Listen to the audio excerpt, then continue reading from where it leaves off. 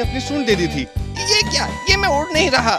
तुम्हारे पर बहुत अच्छे हैं मगर मैं उड़ नहीं पा रहा। तुम इन्हें कैसे इस्तेमाल करती हो? जोम्बा ने भी कहा, तुम्हारी सूंड बहुत अच्छी है मगर मैं चल नहीं सकती।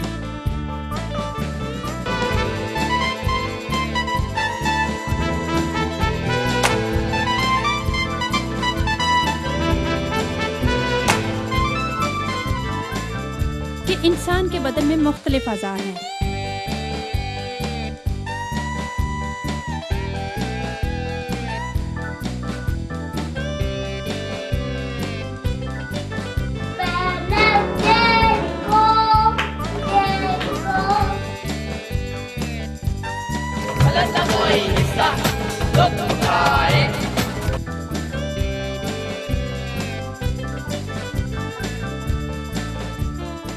खुश आमदेद सब लोगों को दुनिया में जहाँ भी ये प्रोग्राम देखा जा रहा है, जिसका नाम है नूरेमी।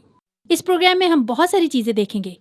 हम गीत सुनेंगे, कहानी सुनेंगे, सबक सीखेंगे, हम हाथों के काम देखेंगे और हम आयत भी याद करेंगे और दुआ करना सीखेंगे। मैं हूँ आपकी मेजबान और मेरा नाम है लुबना और मेरे साथ है मेरा एक दोस्त, नाम है मीकू। मीकू की कहानी जरा लंबी है। एक जगह बहुत सारे टूटे फूटे खिलौने थे जिन्हें मैंने इकट्ठा किया और उससे मेरे लिए बन गया मेरा दोस्त मीकू। वो बहुत अच्छा है और दूसरों से मुख्तलिफ है। इस शो में आप उससे मिलेंगे और हम सब सीखेंगे। और हाँ, मैं आपको ये भी बताती चलूं कि हर किस्त के आखिर में सवाल होता है। इस शो को आपको ध्यान से देखना होगा ताकि सवाल का जवाब दे सके। अगर आप सही जवाब भेजेंगे तो इनाम भी पाएंगे। फिर मिलते हैं।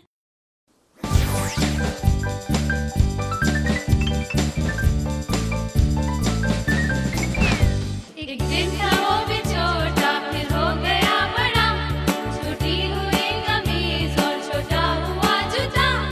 अजीब है ये किस्सा न बच सके कोई, आए किसे ये जूता और किसको ये कमीज। बड़ा तो होना ही था, बड़ा तो होना ही था बच्चा एक छोटा मूसा था जिसका नाम नील में बहता आया जीवन से अनजान। खुदा ने था बचाया शहजादी ने जो देखा, हाँ तरस उसको आया, बेटा उसे बनाया। लिखा है अलकिताब में मूसा था ऐसी हस्ती, निकाला अपनी कौम को बसाई नई बस्ती। लिखा है अलकिताब में मूसा था ऐसी हस्ती, निकाला अपनी कौम को बसाई नई बस्ती। एक दिन था वो भी छोटा फिर हो गया बड़ा, छोटी हुई कमीज और छोटा हुआ जूता। अजीब है ये किस्सा न बच सके कोई, आए किसे ये जूता और किसको ये कमीज। बड़ा तो होना ही है, बड़ा तो होना ही है। जब सैमुएल था छोटा उसने सुनी आवाज और तभी उसने जाना बुलाता है खुदा। कहा कि मैं हूँ हाजिर, खड़ा हूँ मैं तैयार, बता के क्या करूँ मैं बंदा हूँ खाकसार। सुनता रहा आवाज बन के समझदार, फिर बन गया वो काजी, हुआ वो सरफराज। जो जोड़े अपनी कौम हर दिल करेगा वो, जो रब की बात माने वो होगा मुमताज। एक दिन था वो भी छोटा फिर हो गया बड़ा, छोटी हुई कमीज और छोटा हुआ जूता। अजीब है ये किस्सा न बच सके कोई, आए किसे ये जूता और किसको ये कमीज। बड़ा तो होना ही है, बड़ा तो होना ही है।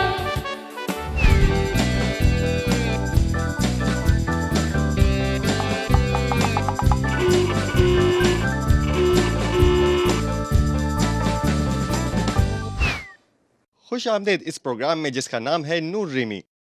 आज मेरे पास कुछ है, यकीनन आप इसे नहीं जानते। ये क्या है? अरे जनाब, ये हाथी है, मगर इसका एक अहम हिस्सा गायब है। ये इसका सर है। हम इसके ऊपर ये सर लगा देंगे। यूं।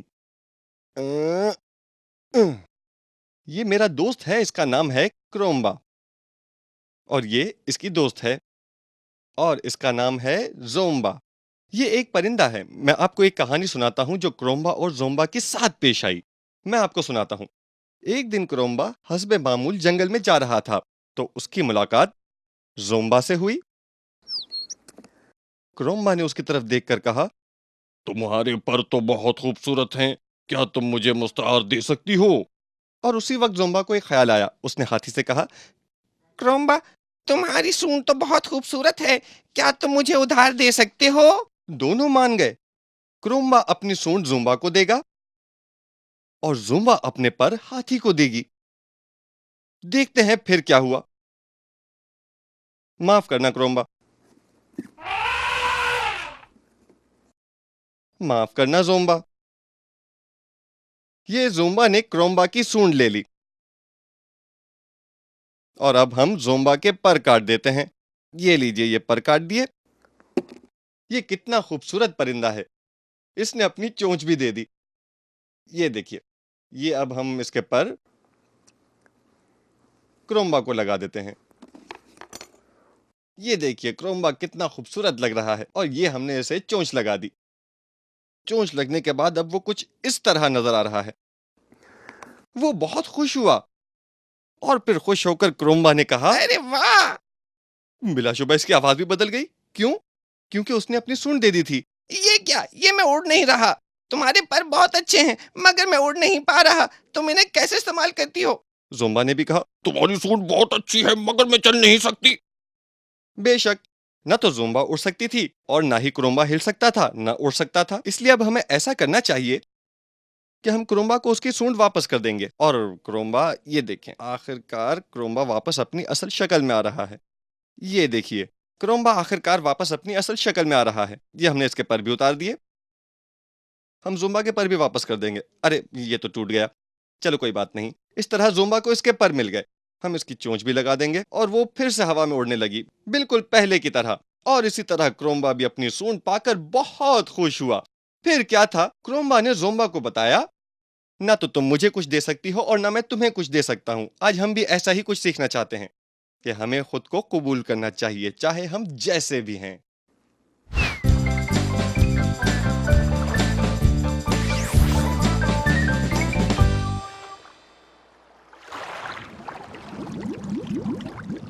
ला ला ला ला ला ला ला ला। ये मेरे मसल्स हैं। मेरे मसल्स बहुत मजबूत हैं। आपके ख्याल में बदन में मसल्स सबसे मजबूत होते हैं? आप जानते हैं ये कैसे हरकत करते हैं? मैं आपको बताती हूँ ये कैसे होता है। जहन हमारी नसों के जरिए हमारे मसल्स को हिलने का ऑर्डर देता है। इसलिए इंसान के मसल्स मजबूत हो जाते हैं। यानी सिर्फ जिस्म की मजबूती ही काफी नहीं है, दिमाग का भी मजबूत होना बहुत जरूरी होता है। इसलिए मसल्स को जहन की जरूरत पड़ती है ताकि वो सोच सके। जहन अकेला ही बदन को हिला नहीं सकता, इनको एक दूसरे की जरूरत है। एक ऑर्डर करता है, दूसरा हरकत करता है। अगर आपकी नजर मजबूत है और आप दूर की चीजें भी देख सकते हैं, मगर आपके पपोटे बंद हों और खोलना नहीं चाहते, तो आपका क्या ख्याल है? ये आंखें किसी काम आएंगी? हर एक को मिलकर काम करना होगा। यानी आंखों को, पपोटों को, जहन को, हर एक को मिलकर काम करना होगा। आप जानते हैं कि इंसान के बदन में मुख्तलिफ अज़ा हैं। इसमें बाजू हैं, तुम मेरी बात सुन रहे हो नमीको? टांगे हैं, जहन है, मसल्स हैं, नसें हैं, बहुत सी चीजें हैं जो मिलकर हरकत करती हैं। यकीनन काम नहीं चलेगा अगर बाजू कहे कि मैं जुम्मे की छुट्टी करूंगा, मेरे बगैर ही अपना काम करो। हो सकता है? हो सकता है मीको? ऐसे काम चलेगा? पूरे बदन को मिलकर काम करना होगा। हर हिस्से को दूसरे की जरूरत है। अगर आपकी छोटी उंगली कट जाए तो बहुत दर्द होगा। दर्द होगा, आपका सारा बदन दर्द महसूस करेगा। आप बताएं कि ऐसा हो सकता है कि ये उंगली कहे सिर्फ मुझे ही दर्द हो रहा है और पूरा बदन दर्द महसूस नहीं कर रहा। बदन के हर हिस्से को महसूस होगा कि बदन के एक हिस्से में दर्द है। बस जो कुछ हम यहाँ कहना चाहते हैं वो ये है कि बदन के हर हिस्से को दूसरे की जरूरत है। हर हिस्सा दूसरे से मुख्तलिफ है। हाथ आंखों से, नाक टांगों से, घुटनों से, हर हिस्सा दूसरे से मुख्तलिफ है, मगर हर हिस्से को दूसरे की ज़रूरत है। इसलिए हम सबको एक दूसरे की ज़रूरत है। हमें अपने दोस्तों, ख़ानदान की ज़रूरत है।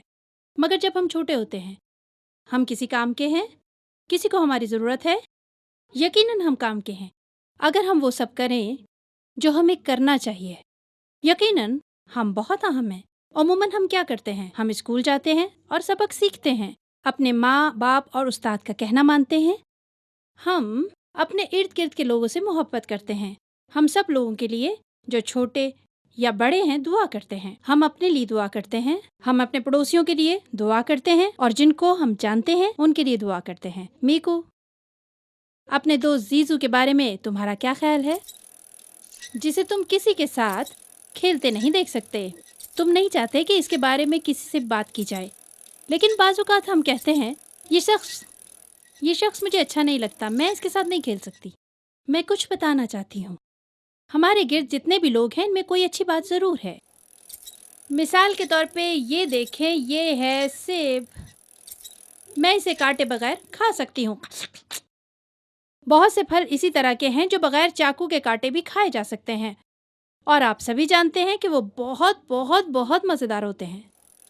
मसलन जैसे कि ये है केला, इसे ऐसे खा सकते हैं? बताइए, छिलका उतारे बगैर? बेशक कभी नहीं, हमेशा केले का छिलका उतारते हैं फिर खाते हैं। अरे बताओ, तरबूज का क्या करते हैं? मीको, तुम्हें तरबूज पसंद है?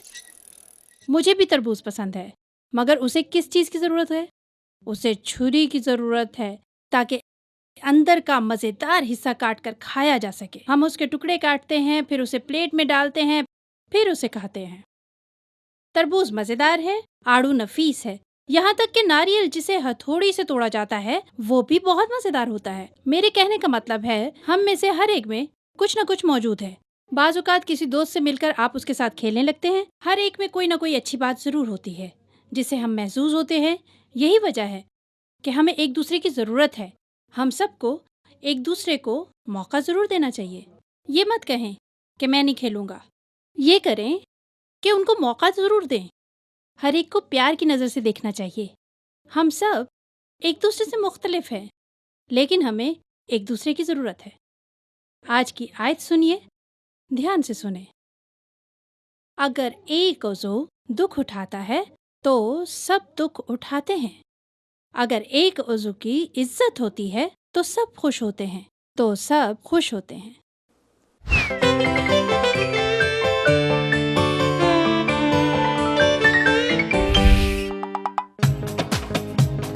गलत का कोई हिस्सा दुख उठाए तो सब साथ दुख उठाते हैं।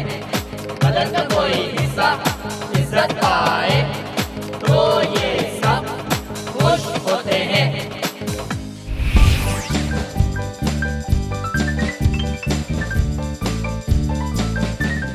अगर कोई एक गाल पर तमाचा मारे तो दूसरा भी फेर दो। माफ करो, माफ करो, मोहब्बत से मुंह ना मोड़ो। जानती हूँ ऐसा करना मुश्किल है, मगर यही तो है जो खुदा हमसे कहता है मोहब्बत कर, नफरत से मुंह मोड़, नफरत से मुंह मोड़। है मेरे सामने यीशु की मिसाल, फिर क्यों रहे मेरे हाथ निढाल। किसी को देखूं जो रोता हुआ, मैं थपथपाऊं उसके गाल। क्या हम ऐसा करते हैं कि जब कोई रो रहा और धाड़े मार मार कर रो रहा हो, क्या हम इसके पास जाते हैं? मुझे बताएं, कभी ऐसा किया है? बच्चों, कभी ऐसा करने के बारे में सोचते हैं? कोई ऐसा करता है? अगर अभी ऐसा नहीं किया तो अब करने की कोशिश करेंगे। बच्चों, मैं चाहती हूँ कि आप सब ऐसा करें, और आज हम वादा करते हैं कि ऐसा करने की कोशिश करेंगे। है मेरे सामने यीशु की मिसाल, फिर क्यों रहे मेरे हाथ निढाल। किसी को देखूं जो रोता हुआ, मैं थपथपाऊं उसके गाल। मत्ती 5 बाब उसकी 39वीं आयत में ये लिखा हुआ मौजूद है।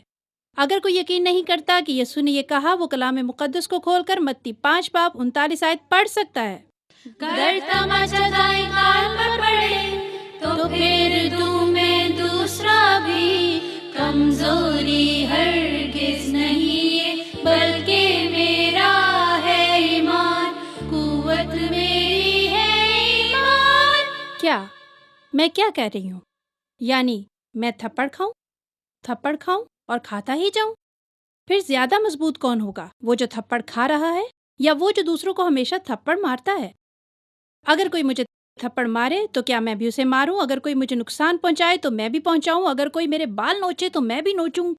अगर कोई मुझे मार गिराए तो क्या मैं भी उसे मार गिराऊं? किस में ज्यादा बर्दाश्त है? वो जो माफ करता है। मजबूत वही होता है जो हमेशा बर्दाश्त करता है, जो माफ करता है और नाराज लोगों को मनाता है। ठीक है बच्चों, यही सच है। अरे आप खौफजदा तो नहीं हो रहे ना? ऐसा नहीं है कि कोई एक गाल पर थप्पड़ मारे और आप कहें टीचर ने कहा था मार खाते जाओ। अच्छा, ऐसा करते हैं, एक ड्रामा करते हैं। ठीक है, इस बात का भी ख्याल रखना है कि जोर से नहीं मारना क्योंकि हम ड्रामा कर रहे हैं। ठीक है, तो हम तैयार हैं इस ड्रामे के लिए। तो चले हम शुरू करते हैं ये ड्रामा। पहले एक दूसरे से शेक हैंड करें सलाम सलाम, कैसे और अब हैं फैसला करें कि कौन थप्पड़ मारेगा, कौन रोएगा। और अब देखें ज़रा, हो गया फैसला? ओके, शुरू करते हैं। आप लोग तैयार हैं? चले शुरू करते हैं।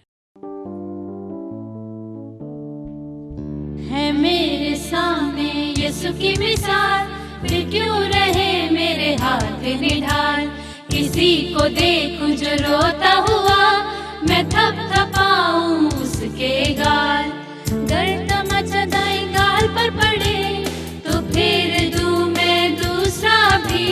कमजोरी हरगिज नहीं है बल्कि मेरा है ईमान। कुव्वत मेरी है ईमान। है मेरे सामने यीशु की मिसाल, फिर क्यों रहे मेरे हाथ निढाल। किसी को देखूं जो रोता हुआ, मैं थपथपाऊं उसके गाल। दर्द मचा दाएं गाल पर पड़े तो फिर दूं मैं दूसरा भी। कमजोरी हरगिज नहीं है बल्कि मेरा है ईमान। कुव्वत मेरी है ईमान। शाबाश!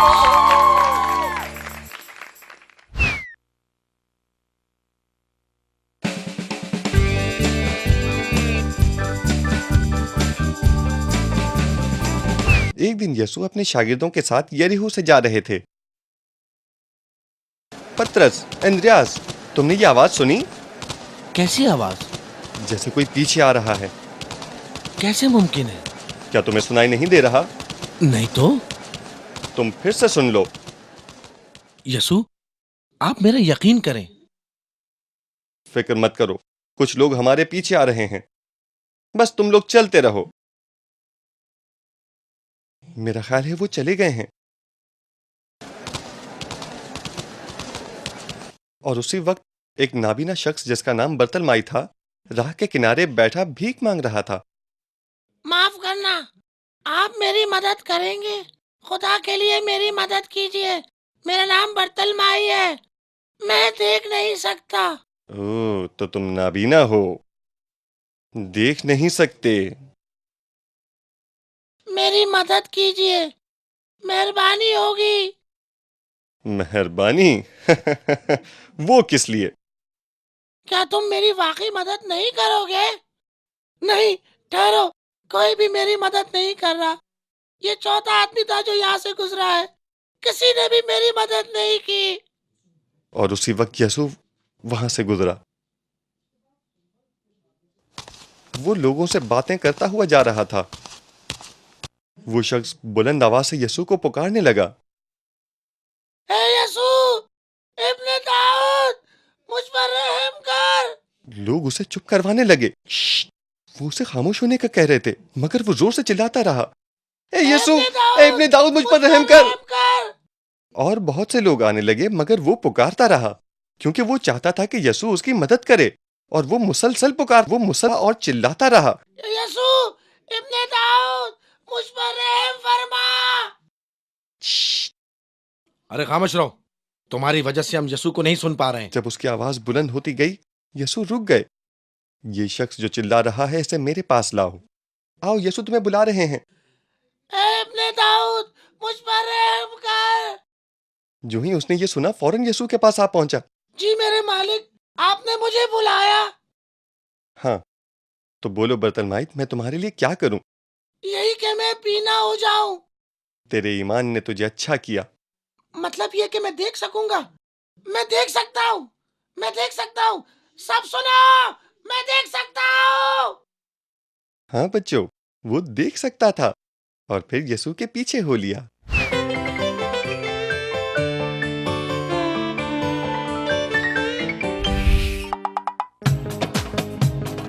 गलत का कोई हिस्सा दुख उठाए तो सब साथ दुख उठाते हैं। गलत का कोई हिस्सा इज्जत पाए तो ये सब खुश होते हैं।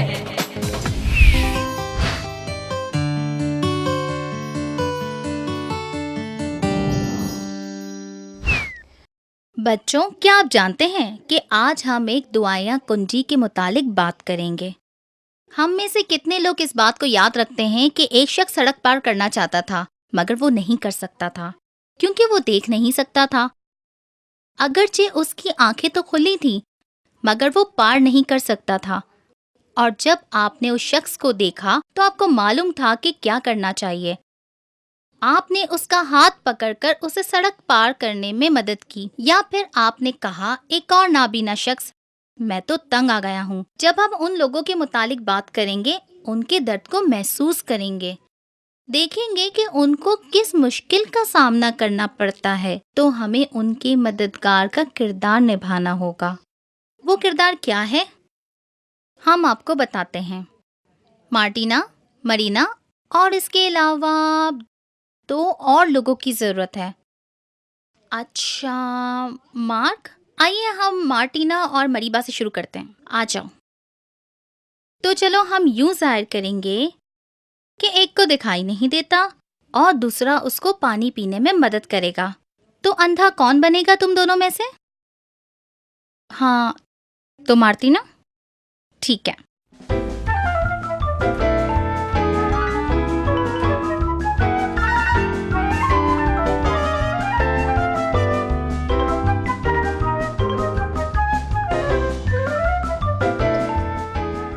जब दिखाई नहीं देता तो कैसा महसूस होता है? कुछ दिखाई नहीं दे रहा। तो क्या आप जी। शुरू करें? कहाँ हो तुम?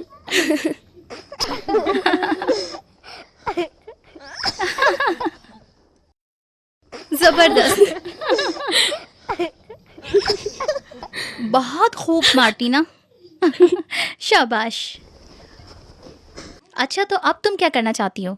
जो देख नहीं सकते, मैं उनके लिए दुआ करना चाहती हूँ और खुदा से दरख्वास्त करती हूँ कि उन्हें शिफा दे। आमीन। आओ हम दुआ करें। खुदावंद, हमें सेहतमंद पैदा करने के लिए तेरा शुक्र हो। बाज़ औक़ात हम मुश्किल में घिरे लोगों के बारे में नहीं सोचते। मैं उन सब के लिए जो देख नहीं सकते दुआ करती हूँ। तू ही उनकी मदद फरमा सकता है, उन्हें शिफा देकर सेहतियाब कर सकता है, तू उनकी तरह तरह से मदद कर सकता है। यसू के नाम में आमीन। बच्चों, अब हम एक और खेल खेलेंगे। कौन खेलेगा? रॉनी। हम इस खेल में कुछ और करेंगे।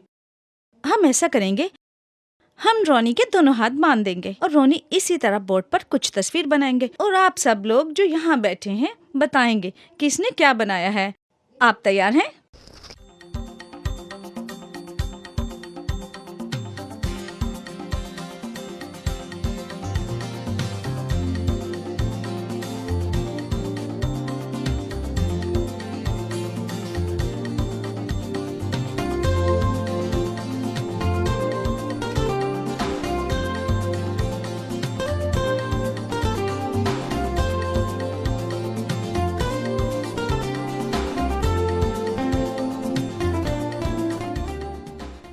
चलो, हो गया। दरख्त। आप बता सकते हैं ये क्या बना है? बादल। नहीं, बादल नहीं है। फूल। नहीं। दरख्त। जबरदस्त, ये दरख्त ही है। मैं ये नहीं बता सकती थी कि ये क्या है। ये हिस्सा टहनी है और ये दरख्त खड़ा है। ये बताओ रोनी, तुम्हारे हाथ बंधे होने से तुम्हें क्या महसूस हो रहा था? जैसे मेरे हाथ कटे हुए थे। ऐसा लगा जैसे तुम मफलूज हो क्योंकि तुम ये बिल्कुल नहीं कर सकते थे। जी हाँ। बच्चों, आपको मालूम है बहुत सारे लोग ऐसी ही हालत में होते हैं। उनके हाथ नहीं होते और ना ही बाजू होते हैं जो बवक्ती ज़रूरत इस्तेमाल कर सकें। और हमारी तरह मुकम्मल हो सकें। रोनी, आप उनके लिए दुआ करेंगे? प्यारे यीशु, इस बदन के लिए तेरा शुक्र करता हूँ। मैं अपने हाथों के लिए तेरा शुक्र करता हूँ। प्यारे यीशु, जो अपने हाथ इस्तेमाल नहीं कर सकते या तो फिर वो मफलूज हैं, मेहरबानी करके उन्हें शिफा दे। आमीन। आमीन। आखिरी खेल मेरे साथ कौन खेलेगा? मार्क, आओ मार्क। क्या तुम जानते हो हम क्या खेलेंगे?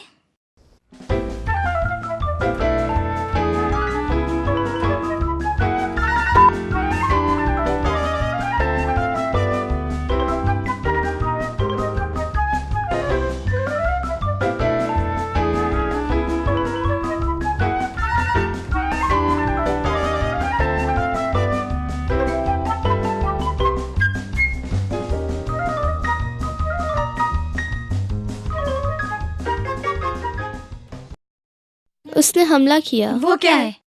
शेर। जी हाँ, शेर। नहीं। दानिएल। सही। बहुत खूब मार्क।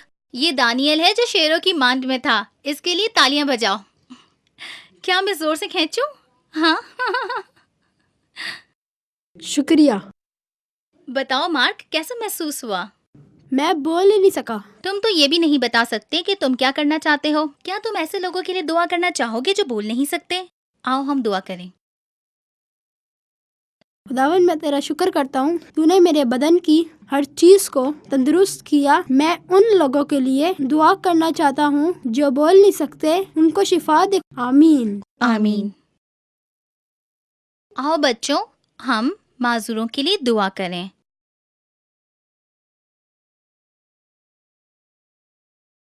हम एक दूसरे के हाथ पकड़ें और मिलकर खुलूस दिल से दुआ करें। सब आंखें बंद करें। निर्मा, आप हमारे लिए दुआ करेंगी। प्यारे खुदावंद खुदा, हम अपने बदनों के लिए तेरा शुक्र अदा करते हैं क्योंकि इसका हर हिस्सा अच्छी तरह काम करता है। खुदावंद, तेरा शुक्र करती हूँ क्योंकि ये तेरी बहुत बड़ी बरकत है। खुदावंद, हम उन मजदूरों के लिए जिनको हम जानते या नहीं जानते दुआ करते हैं। अगर कोई देख नहीं सकता या चल नहीं सकता, तेरा शुक्र करते हैं कि तू सबसे प्यार करता है। प्यारे खुदावंद खुदा, बिल्कुल वैसे ही जैसे हमसे प्यार करता है।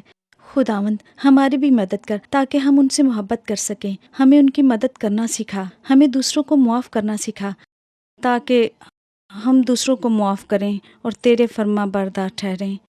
तू हमारा खुदावंद है। यस्सु के नाम में आमीन।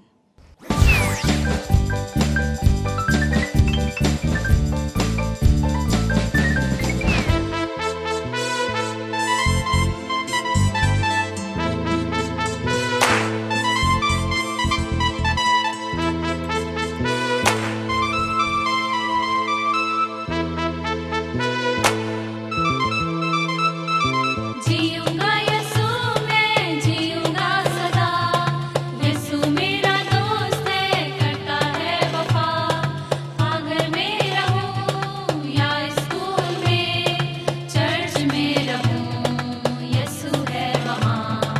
यीशु की पनाह में जीना है मुझे, भेजे वो फरिश्ते हिफाजत के लिए।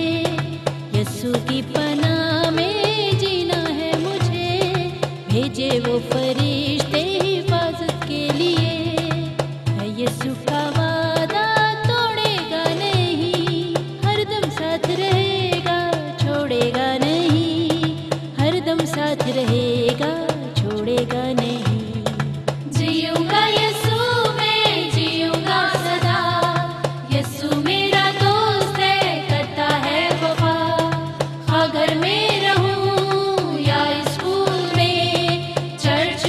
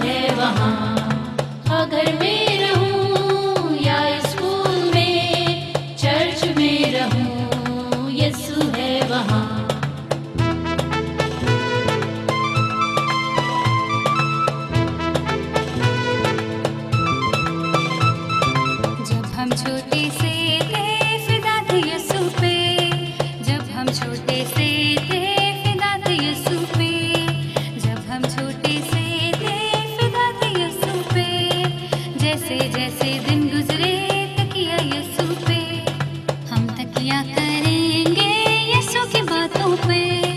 आ यीशु तैयार है दिल की ये ज़मीं, आ यीशु तैयार है दिल की ये ज़मीं। जीऊंगा यीशु में जीऊंगा सदा, यीशु मेरा दोस्त है करता है वफा। जीऊंगा यीशु में जीऊंगा सदा, यीशु मेरा दोस्त है करता है वफा।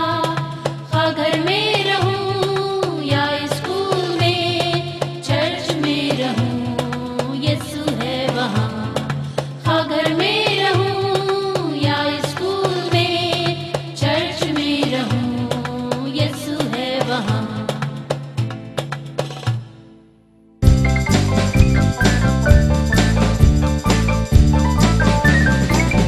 आज हम सामी से मिलेंगे। इसका पूरा नाम सामी माजिद आदिल है। इसके दोनों माँ बाप बेटर लाइफ टीम के मेंबर हैं। यही वजह है कि सामी भी इस टीम में शामिल होना चाहता है, अगरचे वो बहुत छोटा है और उसी उम्र में उसने ये फैसला कर लिया। इसके अब्बू ने कहा इसे मौका देते हैं। आइए हम देखते हैं।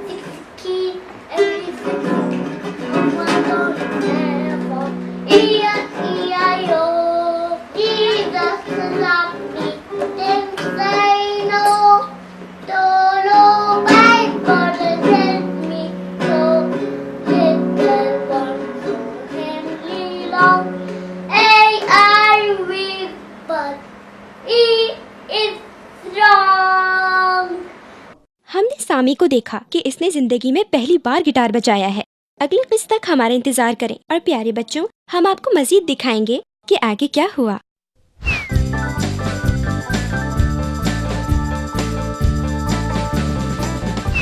क्या आप आज के सवाल के लिए तैयार हैं? ये आप ही से मुताल्लिक है। आज का सवाल, क्या हम अहम हैं? हमेशा हैं, कभी कभार या बिल्कुल नहीं? मैं अपना सवाल फिर से दोहराती हूँ। क्या हम अहम हैं? हमेशा हैं, कभी कभार या बिल्कुल नहीं? अगर आप खुद को अहम समझते हैं तो बताइए क्यों। अगर आप समझते हैं कि बच्चे बहुत अहम होते हैं तो हमें बताइए